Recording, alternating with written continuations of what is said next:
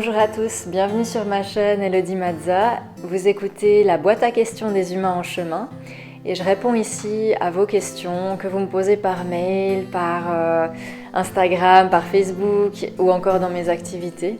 Et là aujourd'hui je réponds à la question de est-ce que boire de l'alcool peut créer une barrière entre soi et le monde invisible, le monde spirituel?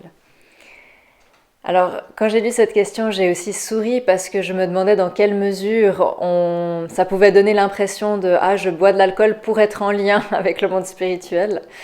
Alors non, il n'y a pas besoin de boire de l'alcool pour être en lien avec le monde spirituel, déjà de 1.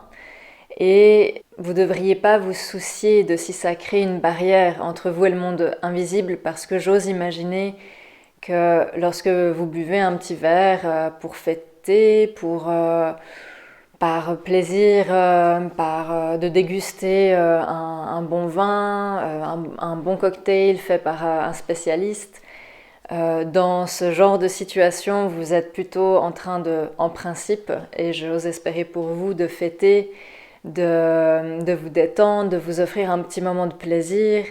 Voilà, si c'est bien sûr fait avec modération.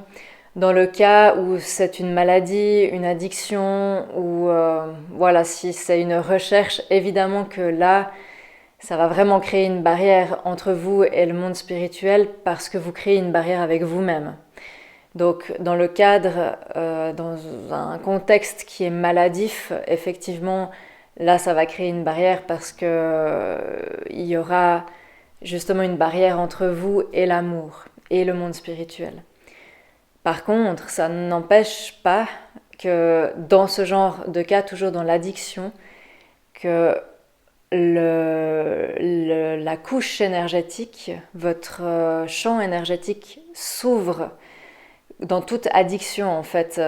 Ça va vraiment ouvrir, mais pas forcément dans le bon sens, c'est-à-dire que vous allez comme vous dilater énergétiquement et vous pouvez être très sensible aux énergies qui vous entourent, aux gens qui vous entourent, mais ça veut pas dire, ça n'a rien à voir avec la connexion au divin. C'est-à-dire que vous êtes juste en train de percevoir les couches énergétiques qui vous entourent et dans un niveau 3D, dans un niveau de perception qui est à travers vos filtres, à travers le filtre de vos pensées et de vos émotions. Et dans ce cas, effectivement, dans un cadre un peu maladif, addictif, l'alcool peut être une barrière avec le monde spirituel et avec vous-même.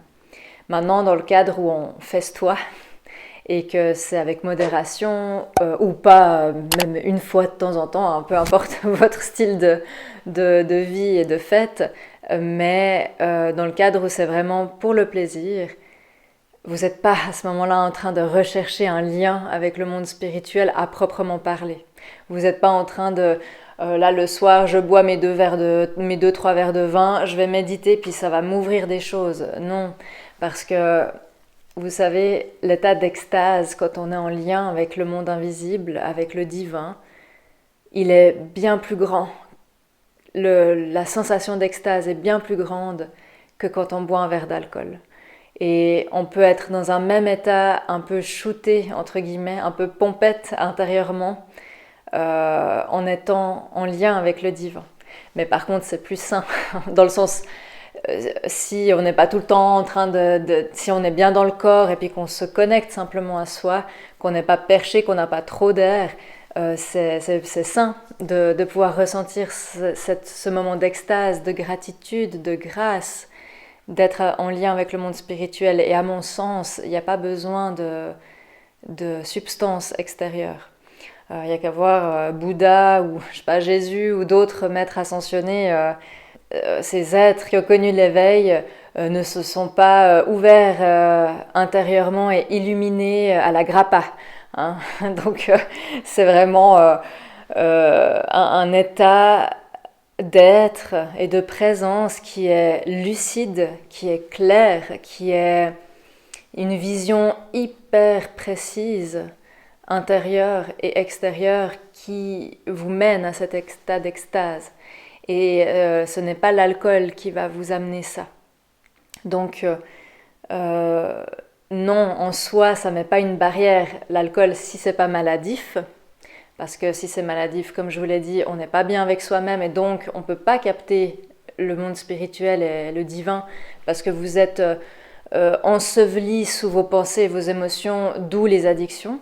Mais si c'est juste pour faire la fête de temps en temps, en tout cas, peut-être que ça peut vous détendre, effectivement, et puis vous avez des petites intuitions qui vous passent, hein. Ça c'est possible, ça ne va pas empêcher l'intuition de venir. Mais si on a conscience du sacré, on va pas se bourrer la gueule pour être en lien avec le divin. Voilà, pour résumer la vidéo. Voilà ce que je peux dire par rapport à ça. Donc je vous souhaite des moments d'enivrance avec le divin et pas forcément avec de l'alcool, sauf si bien sûr vous avez quelque chose à fêter ou vous félicitez d'avoir médité, et ben là vous pouvez vous ouvrir une petite bouteille, mais tranquille, hein.